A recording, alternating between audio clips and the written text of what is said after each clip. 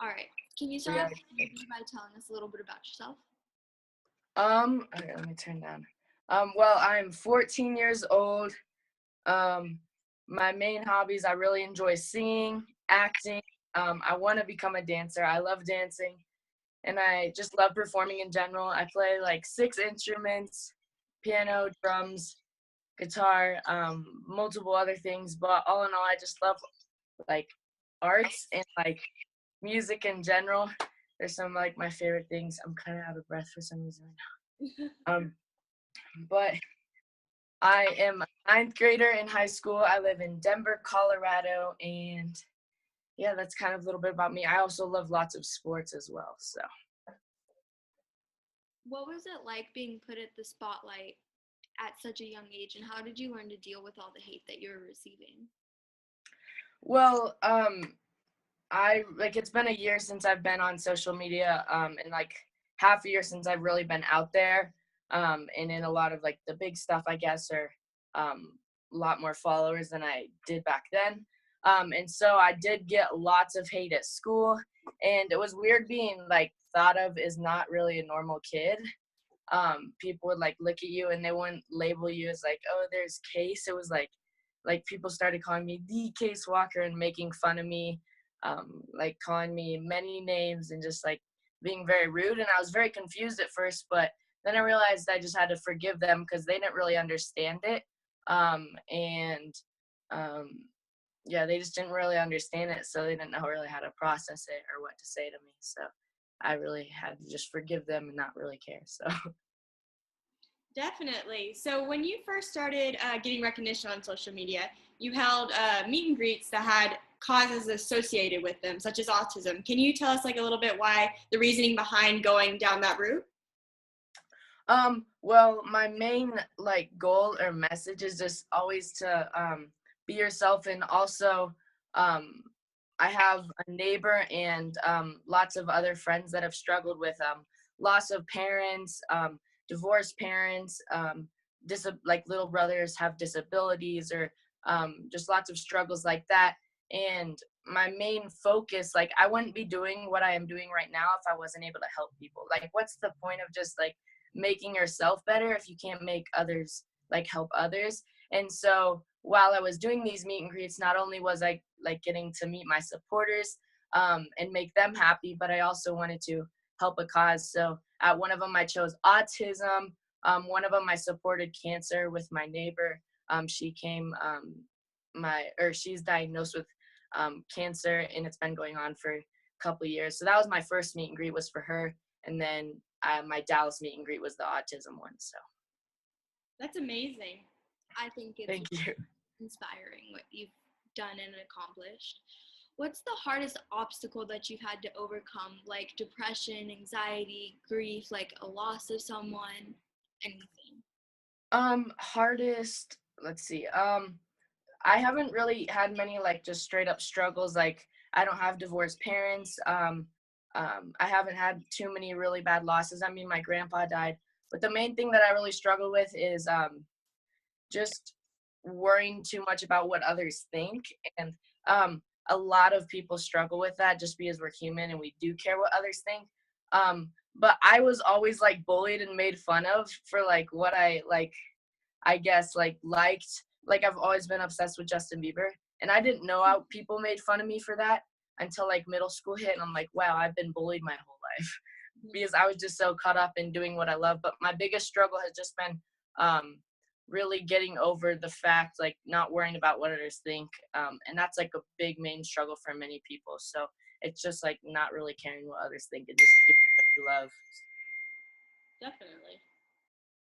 How, what steps did you take to overcome the bullying? And Well, the first step was just in general um like talking to God about it. And so I was like just like talking to God about it, praying about it, and just figuring it out, talking to people that have been through bullying, and just really realizing to myself um like forgiving the people that were bullying me, because they didn't understand what I was going through, and maybe they're going through something hard. But the main step just to get over bullying was just finally not caring what others think, and not necessarily stopping like the bullying themselves and like confronting the people, but because there's always people that are gonna bully you, but just literally not caring what they think. Because if you're doing something you like and you really enjoy it and people are making fun of that, like who cares? Honestly, it's just like do you, boo boo. That's So awesome. So, our campaign is #teenshelpingteens. What does that really mean to you, and what's so important to be part of this campaign for you? well, like there's lots of older people, I guess, or like when you, it's very teen to teen is very relatable because we're going through similar things, right? Like going into high school, there's lots of bullying, there's lots of similar things. But when like other people, like I guess older crowds, try to like fix something with a younger crowd, it doesn't necessarily like they can't relate, and it really helps a lot if you can relate to someone. And like lots of teens get bullied, and so teens can relate to each other with that, and it's very easy to like I guess it like teens helping teens means a lot to me because it's one of the most like powerful things I can say. And being a teen is one of the hardest stages, most fun but hardest stages, depending on your situation in life, is just like getting over that bullying because everybody usually gets made fun of. Everybody gets bullied, and you can just relate through that, talk it out with each other. But What would you like to tell your supporters to kick off this campaign I about? would like to tell did I interrupt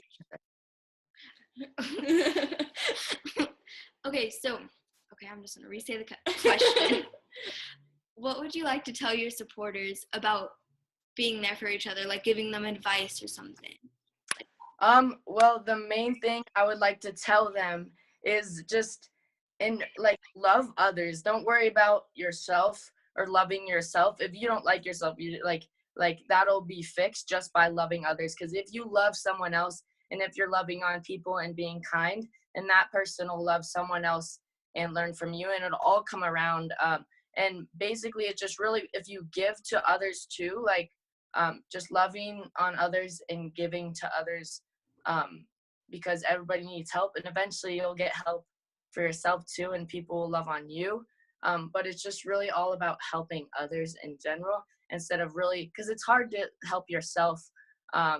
Sometimes it's just hard to fix your problems on your own.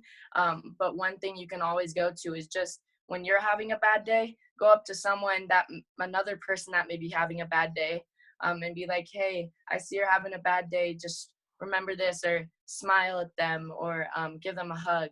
Because if you can relate and that person can relate to you, it's very powerful. Yeah. It's definitely powerful. And thanks so much for being part of this campaign. We're Thank so you. like inspired by your story. Yep. And then my main message too is just to always be you. Like, don't really care. So Definitely. yeah. That's definitely an important one. Yes, definitely. And thanks so much, like again, for sharing your message. And we know your teen supporters, they look up to you a lot. So thanks so much for being part of this campaign. All right, thank you guys so much also for like letting me be part of this campaign. It was a pleasure. I hope it like influences lots of people and helps out a lot. But yeah. Thank you. Thank you. All right, thank you. Night. All right, peace. Bye.